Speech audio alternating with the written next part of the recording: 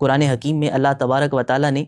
اہل نظافت اور جو صفائی ستھرائی کو پسند کرتے ہیں، خدا نے ان سے محبت ہونے کو ارشاد فرمایا کہ اللہ تبارک و تعالیٰ بھی صاف ستھرا رہنے والوں سے محبت فرماتا ہے۔ احادیث مبارکہ میں بھی نبی پاک علیہ الصلوۃ والسلام نے یہی تعلیم دی۔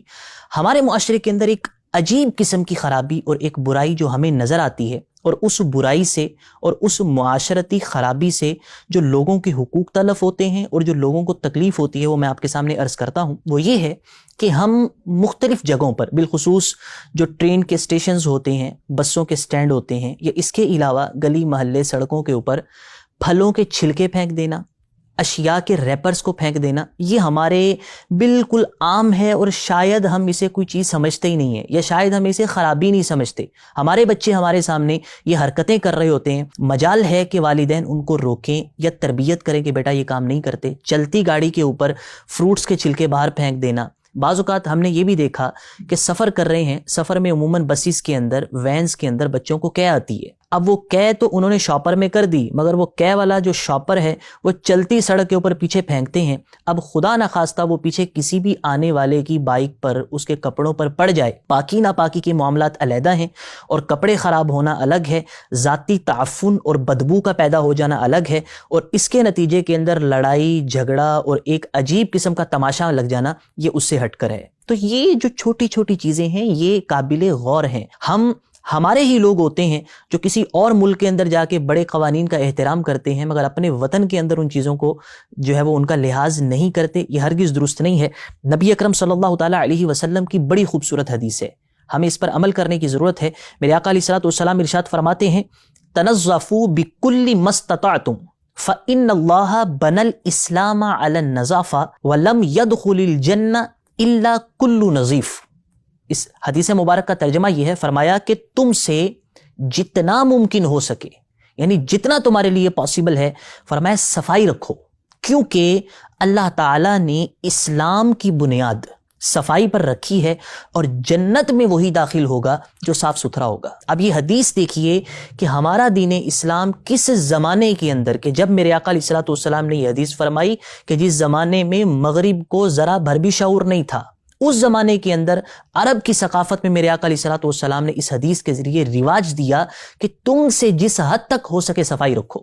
صاف ستھرے رہو، نظافت کا خیال رکھو، کہ اسلام کی بنیاد نظافت پر ہے، اور جنت کے اندر صاف ستھرا داخل ہوگا۔ دیکھیے کہ جب آپ کے بچے یا آپ یا ہم لوگ سڑک چلتی کے اوپر اپنے پھلوں کے چھلکے پھینکیں گے، دیگر چیزیں پھینکیں گے، اس سے کیا ہوگا؟ اس سے سب سے پہلے تو ماحولیاتی آلودگی پیدا ہوگی، ایک تعفن پیدا ہوگا، گندگی پیدا ہوگی۔ چھلکے پھینکیں گے تو اس سے ایک بدبو پیدا ہوگی، اسی بدبو سے امراض اٹھنا شروع ہو جائیں گے۔ اچھا، اسی سے ایک بڑی اہم چیز، کیلے کے چھلکے کئی جگہوں پر نظر آتے ہیں کہ پھینکے ہوتے ہیں، ان کیلے کے چھلکوں سے اگر بائک کا ٹائر پھسل جائے یا کسی چلتے آدمی کا قدم آئے اور قدم پھسل جائے، کس قدر نقصان ہونے کا اندیشہ ہے ہم تصور نہیں کر سکتے۔ تو ہمارے معاشرے کے اندر شاید ہم اسے عجیب چیز سمجھتے ہی نہیں ہیں۔ ہم اور آپ کئی موقعوں پر بائک پر سفر کرتے ہیں، اب جو پان کھا رہا ہے، گٹکے کھا رہا ہے، یا جو پان گٹکا نہیں بھی کھا رہا، ویسے ہی منہ میں لعاب آیا، وہ ادھر کو منہ کر کے تھوکتا ہے۔ اب پیچھے جو بائک والا ہے اس کے کپڑے خراب، اگر پان تھا تو نشان پڑیں گے، علیحدہ نشان دھونا ایک الگ مصیبت بن گئی، یا اگر پان نہیں تھا، گٹکا نہیں تھا تو تھوک ہی تھا، تو تھوک بھی کوئی بندہ کسی کا پسند تو نہیں کرتا کہ اس کے تھوک کے قطرات اس پر ڈالے جائیں۔ تو یہ ہمارے معاشرے کے اندر جو بائک پر سفر کرتے ہیں وہ اس کو بخوبی سمجھ سکتے ہیں کہ یہ حرکت کتنے لوگ ہیں جو یہ کر رہے ہوتے ہیں۔ تو راستے کے اندر چھلکے پھینکنا، اس طرح کا کچرا پھینکنا، اپنی گلی کو، اپنے محلے کو، اپنے وطن کی سڑکوں کو خراب کرنا، یہ ہرگز درست نہیں ہے۔ نبی اکرم صلی اللہ تعالیٰ علیہ وسلم کی بڑی خوبصورت حدیث ہے کہ میرے آقا علیہ الصلوۃ والسلام ایک دفعہ گھر میں داخل ہوئے تو آپ نے گھر کے اندر روٹی کا ٹکڑا زمین پر گرا ہوا پایا،